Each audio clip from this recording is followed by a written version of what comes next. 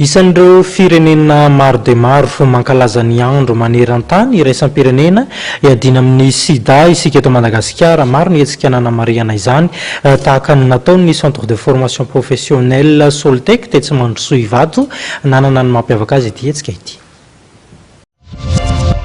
Fanentana na filarambe na makivaky ny tanànan'i Ivato no nentin'ny ivitoerana fanofanana ho matianina Soltec nanamarihana ny andro iraisam-pirenena iadiana amin'ny Sida teny Ivato. Navitrika tamin'ny fanatanterahana ny fanentanana ireo mpianatra.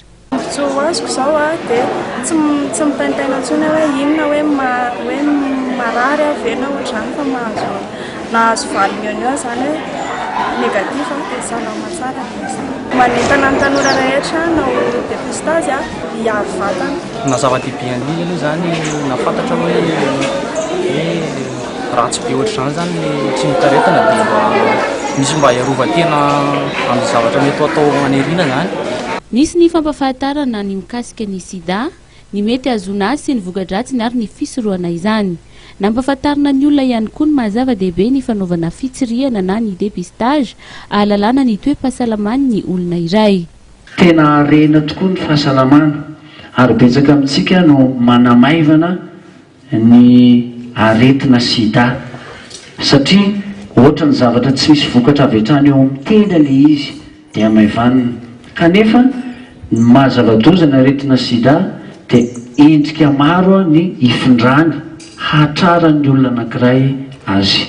Noho izany tsy hoe fiarovantsika ny tenantsika fotsiny ihany fa fanapitsika sy fitaomana ny mpiarabelona amintsika ihany koa mba hatsiaro sy eritreritra ny amin'izany aretina izany, fa zavatra mety tsy fitandremana kely fotsiny dia mety hahatonga ny olona hitondra izany aretina izany. Fa ny zava-doza zavatra mety tsy ahoana akory dia mety hamparitaka izany aretina izany.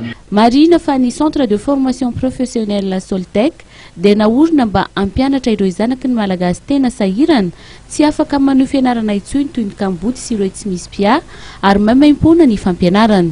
Mpianatra mandray andraikitra izy ireo ka niara-nentana tamin'ny PSI hiady amin'ny aretina Sida.